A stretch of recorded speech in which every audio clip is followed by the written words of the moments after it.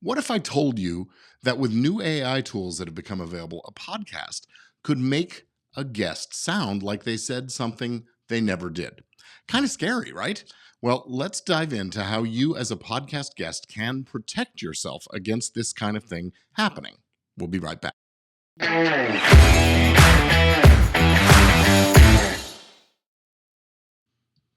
Well, welcome to Legit Podcast Pro. I'm Gordon Firemark, the podcast lawyer, and today I'm switching things up a little bit and looking at podcast guest releases from your perspective as a potential podcast guest, especially in this new era of AI technology. With tools like Riverside's new seamless editing feature, it's more important than ever to ensure that you are protected, whether you're a seasoned guest, a host, or you're making your first appearance on a podcast. Understanding your rights and protections is very, very essential. So, first off, there are new AI tools and their implications to be discussed. Riverside is one of the double-ender recording tools that allows for audio and video recording of guests through the internet. And they have just announced a tool that allows for easy, seamless, invisible word and phrase replacement, even lip syncing the video to the new words that you've typed in that weren't actually spoken. And while this technology is groundbreaking and exciting for podcast editing, it also raises significant concerns about how your words and images might be altered without your consent. Imagine an AI tool seamlessly inserting words you never spoke, or altering the tone of your message or the content of what you said. This technology could be used to enhance your speech, sure, but it could also be misused to misrepresent people. As a guest, it's really important to be aware of these possibilities and make sure that you are protected. Now, Riverside does have guardrails in place to prevent this kind of thing. They have said in so many words that their system will only allow changes to the host's side of the interview. And that is a very, very good thing. But we all know where there's a will, there's a way. And some enterprising user is going to figure out someday a hack or something that lets this work for the guest side material too. And while it's Riverside that announced this new technology this week, and kudos to them, it's fabulous, there are other implementations that will surely follow. And it is anything but certain that every provider of these AI tools will share the same kind of commitment to ethics and integrity.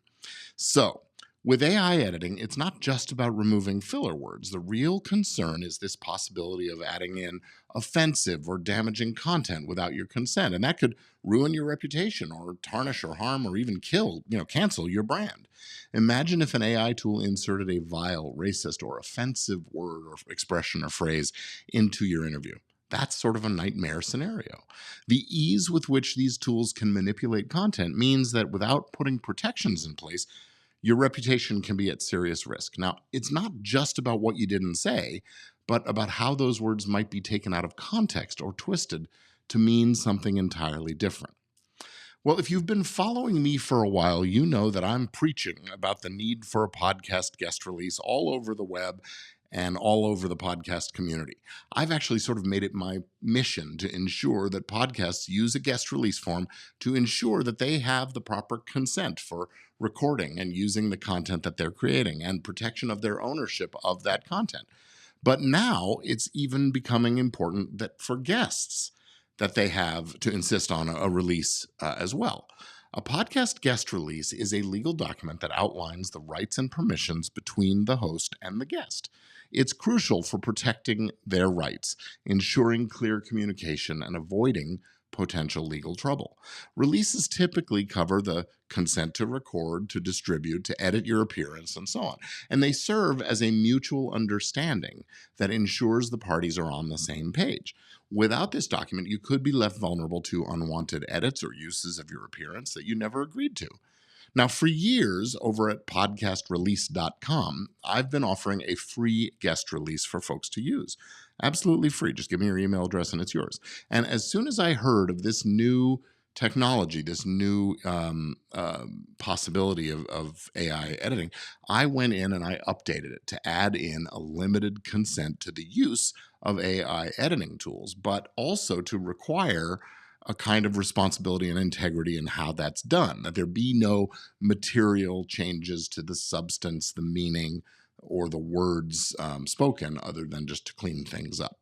So in this AI era, there are a few essential things that you want to see in your guest release. And if you're a guest, just ask for these things. You're going to give consent, explicitly state that you consent to AI editing. This ensures that you're aware and agree that the use of AI tools is going to happen or could happen. Without the consent, AI editing could technically be considered a breach of the agreement. It's one of those things where if there's no harm, it's no foul, but better just to have that consent in there from both sides of it. But also consenting to AI word and phrase replacement.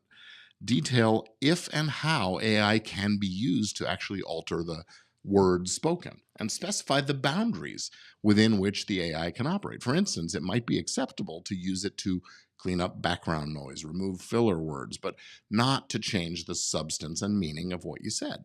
So ask for a clause that goes into the content that the content, meaning, tone, and character of your interview cannot be materially changed in the editing process. This protects the integrity of your message and ensures that the final product accurately represents your views, your statements, and the way you present yourself. Now, you might ask about pre-publication review. And this gives the guest essentially the opportunity to catch any unauthorized edits or misrepresentations or just plain mistakes before the episode goes public. It's a safeguard that ensures a kind of transparency and trust between the guest and the host. Now, this may be okay with some hosts, but most of them probably won't want to commit to this, at least not in writing. And that shouldn't necessarily be viewed as a red flag. I mean, they've got tight production schedules and they're waiting around for guests to listen and approve. That could really make for problems and slow things down. Maybe even gum up the works with their sponsors and all those kinds of things. So I suppose you could ask that if they use AI tools, that they give you a 24-hour window to pre-approve and time enough so you can respond to any request for that approval, especially if a change is needed, at least 24 hours before they need to publish the episode. That's a pretty reasonable approach if both parties are sort of willing to play by that rule. So what about legal remedies if you are mischaracterized in one of these situations? Well, you do have legal recourse available to you if you feel that you've been mischaracterized by the edits. Even if you did sign a release like the one we have available at podcastrelease.com. Now, this might include options like asking for a retraction or a public apology, or you could look into legal action for either false light invasion of privacy or a defamation, libel or slander. Well, it would be libel in the case of a podcast. But most podcasters really aren't interested in causing problems for their guests, so they're going to do what they can to make things right. But they will probably stop short of completely taking down episodes. Small, minor edits to correct a misconception or something like that, that's probably reasonable stuff for them to do. So while ensuring your release is comprehensive is crucial, you also should consider some practical steps, like recording a backup copy locally to ensure that you have the original unedited version of the interview for your reference.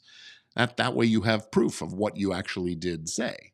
Now, while not everyone may have the know-how or the technology to do this, it is a useful precaution and worth doing if it's not a big complication for you. You could use simple tools like just having your smartphone or a personal recorder capture your side of the conversation.